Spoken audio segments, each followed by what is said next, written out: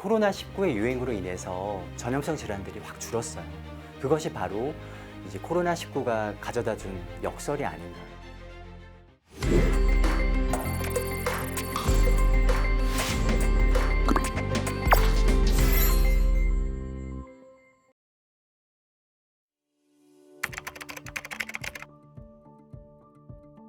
지금까지의 설례에 의하면 아이들은 코로나19에 감염이 되어도 비교적 경증이거나 증상이 없는 경우가 많다고 합니다. 하지만 아직 코로나19에 대해서는 공신력을 가질 만한 임상 연구가 진행되지 않았고 여전히 현재 진행형이기 때문에 아이들에게 코로나19가 치명적이지 않다고 속단하기엔 이르다고 할 수 있겠습니다.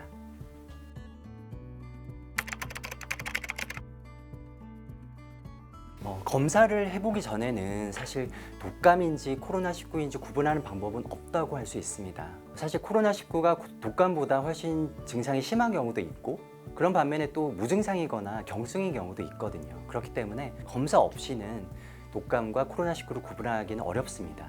올 가을부터 시행되는 독감 접종은 좀 더 적극적으로 시행할 필요가 있습니다. 작년까지 독감 접종을 하지 않으셨던 가정에서라도 올해만큼은 꼭 독감 접종을 하실 것을 권유드립니다.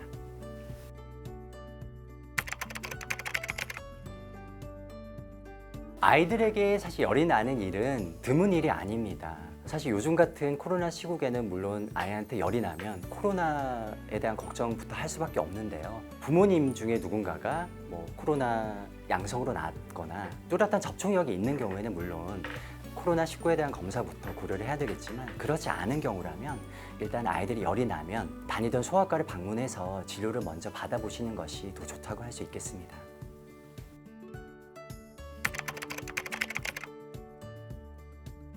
본인의 타액이 마스크에 묻는 건 크게 문제가 될 건 없다고 생각됩니다. 땀으로 마스크가 흥건히 젖거나 마스크 내부에 너무 습기가 차면 피부 트러블은 생길 수가 있겠죠. 하지만 어떤 경우에라도 마스크를 하지 않는 것보다 하는 것이 훨씬 더 안전합니다. 그렇기 때문에 어린 자녀일지라도 외출할 때는 꼭 마스크를 씌워주실 것을 당부드립니다.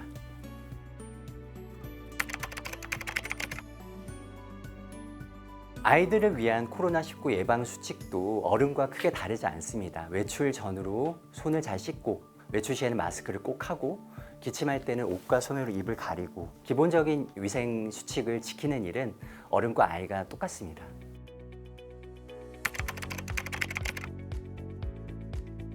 아이들에게도 외출 전에는 꼭 선크림을 발라주는 것이 좋습니다. 아이들은 자외선에 더 취약할 수 있기 때문에 어른보다 오히려 더 필요하다고 할 수 있겠고요.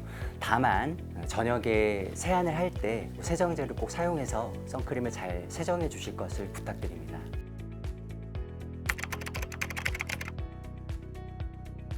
모기 기피제는 모기를 직접 죽이는 효과는 없지만 모기가 싫어하는 물질을 피부나 옷 등에 묻혀서 모기가 접근하는 것을 차단하는 제품을 말합니다. 디에틸 툴루아마이드, 이카리딘, 에틸부틸 아세틸 아미노 프로피오네이트, 레몬 유칼립투스, 시트로넬라 오일, 정향류 등이 사용되고 있습니다. 대부분 6개월 이상의 소아에서 사용할 수가 있고 레몬 유칼립투스유 성분의 경우에는 만 3세부터 사용할 수 있습니다. 인체에 유해한 제품은 아니기 때문에 6개월 이후의 소아라면 모기 기피제를 사용하셔도 괜찮습니다.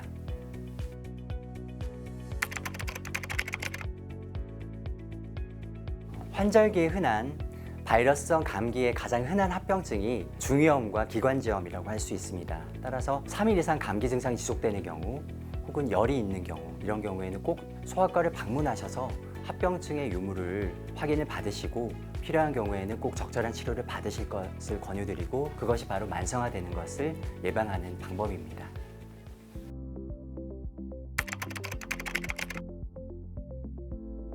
아이들에게 가장 흔한 감염성 질환인 감기나 장염이 꼭 계절을 가리는 것은 아니지만 계절별로 더 많이 발생하는 질환들이 있기 마련입니다. 꽃가루가 많이 날리는 데다 미세먼지가 나쁨인 날이 많은 봄철에는 각종 알레르기 질환들이 좀 기승을 부리는 시기고요. 알레르기 비염, 천식, 그리고 알레르기성 결막염 등을 흔히 볼 수 있습니다. 그리고 늦은 봄부터 초여름까지는 수족구병을 비롯한 각종 장 바이러스 질환들이 기승을 부리는 시기고 가장 흔히 볼 수 있습니다. 덥고 습한 여름철에는 식중독이나 바이러스 혹은 세균성 장염 등을 흔히 볼 수가 있고 에어컨 사용으로 인한 감기도 흔히 볼 수 있습니다. 찬바람이 불기 시작하는 가을부터 겨울까지는 바이러스 질환의 본격적인 활동 시기라고 할 수 있습니다. 바이러스성 감기나 바이러스 감염도 이 시기에 가장 흔합니다. 소화질환의 대부분을 차지하는 감염성 질환에 대한 예방법은 계절과 상관없이 똑같습니다.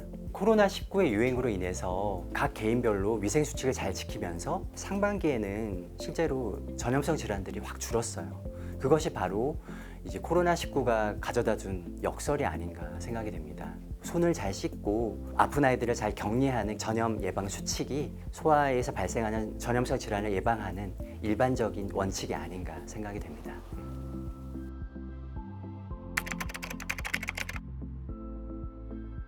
모든 병을 어떤 객관적인 검사를 통해서 진단을 해서 처방을 내리고 이런 것이 아니라 임상적인 추정에 의해서 경험적인 처방을 하게 되기 때문에 의사 선생님들마다 처방이 조금씩 달라질 수도 있습니다. 같은 처방이라고 해도 제약회사별로 상품명이 조금씩 다르기 때문에 약 이름이 다르다고 해도 비슷한 성분들인 경우가 많거든요. 경험적인 처방에 있어서는 첫 진료 후에 나온 처방이 가장 적합한 처방이 아닐 수도 있습니다. 2, 3일 후에 다시 경과 관찰을 하면서 처방이 바뀔 수도 있는 거거든요. 그렇기 때문에 첫 진료 후에 약이 잘 안 듣는다고 해서 바로 소아과를 바꿔버리지 말고 적어도 2, 3번은 같은 의사 선생님한테 진료를 받고 경과를 관찰하는 것이 훨씬 더 이상적입니다. 그리고 가능하면 같은 병원에 같은 선생님한테 꾸준히 진료를 받는 것이 가장 좋습니다.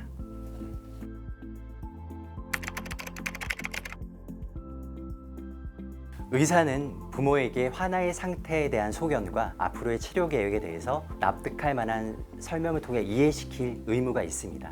그리고 보호자분들은 의사를 어떤 평가나 의심의 대상이 아닌 아이를 함께 치료해가는 동반자로 받아들이고 협조를 잘 해주셔야지 좋은 치료 결과를 얻을 수가 있습니다.